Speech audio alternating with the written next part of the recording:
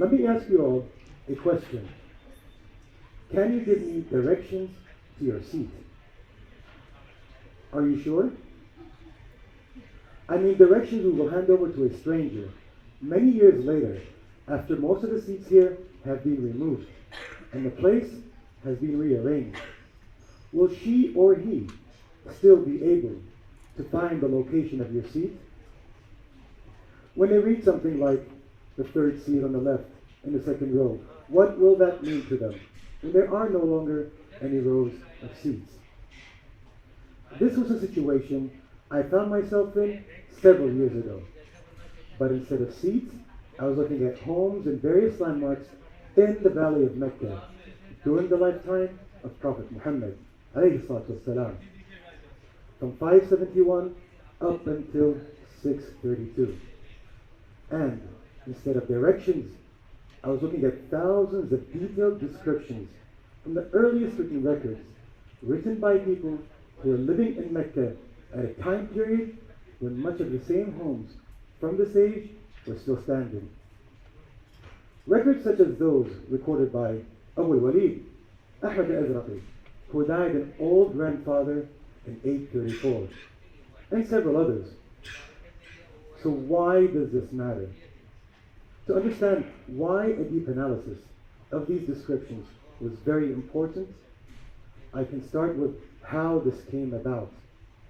For over a decade, I have been researching and writing about early Islamic history, especially what is called the Meccan period, which is those first 13 years in Islam prior to the Muslims' migration from Mecca to Medina in 622.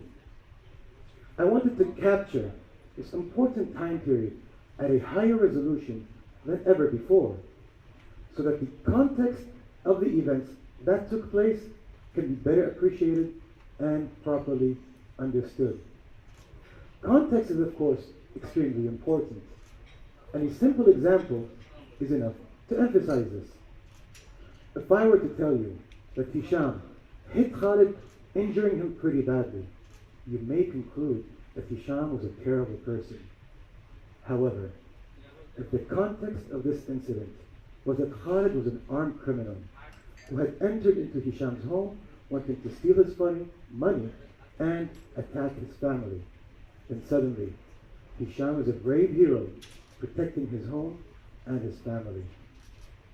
So context sets the scene from which events can be evaluated. A critical part of context from a historical perspective is the environment. Much like in our example, it would be important to understand that Khalid was an armed criminal and that the incident took place inside Hashim's home, or Hisham's home.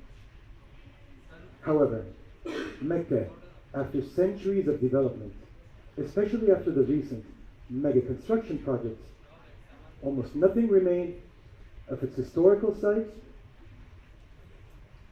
especially after the recent mega construction projects, which are important to help facilitate and host for the millions of pilgrims who go to Mecca for pilgrimage every year during Hajj season. Almost nothing remained of its historical sites except a few critical landmarks, such as the Kaaba, Mount Safa and Marwa, which are important for certain religious rituals. So after writing hundreds of pages, desperately wanting to preserve and present historical Mecca for the benefit of all future generations interested in this time period, I was still unsatisfied. In fact, the larger the book became, the less user-friendly it seemed for public consumption. But then, an old proverb came to mind. A picture is worth 1,000 words.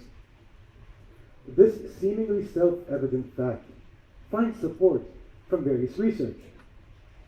For example, Dr. Pauline Diwan, in an article titled Words versus Pictures, states that pictures facilitate learning by providing clarifying examples, extralingual information, context for interpretation, and redundancy which aids recall. Basically, a more vivid understanding and a better memory of that understanding.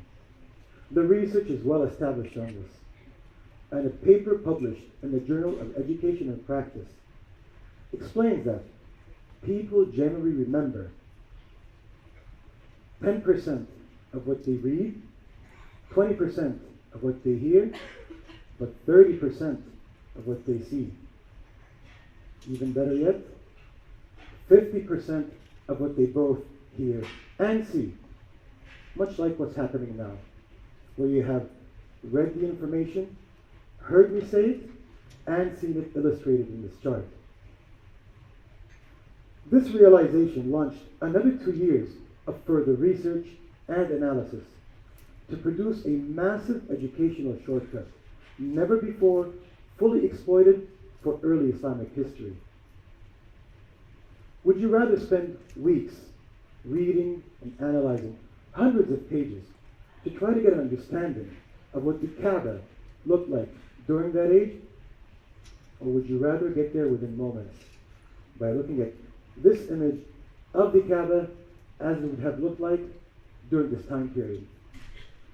Would you rather spend years reading and analyzing all of these books, and in fact, many more books, just to understand these books, to try to get a concept of what the Meccan Valley looked like during that time period?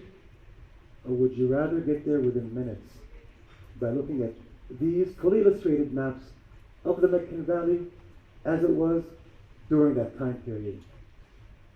In fact, how about a bird's eye view, 3D rendition of the Meccan Valley, where we can move in with pop-up labels, looking for example at key terrain such as Mountain Base, the Kaaba, moving further in to see other landmarks such as the Zemzem well and the Beni Shayba Gate.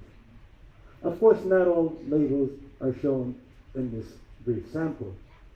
However, as you can see, we can go in to look at key landmarks, moving further north to highlight even more key terrain. In fact, we can target a specific home, zooming in with a pop-up to have a look at the exact layout of that home. This, of course, is a speeded up version for the purpose of our demonstration. However, the point is, this achieves within minutes what otherwise would have taken years of research. The short-term results have already been various contexts from different establishments from various countries who want to use these maps in their books and in their lectures. So finally, my dream of preserving historical Mecca and making it easily accessible to all people is being realized. You too can benefit from this. If you have a dream, an idea worth sharing, or research you have spent years developing, I urge you to find a way to encapsulate it within images. It will bring your work to life, and more importantly, it will make it more memorable. Thank you.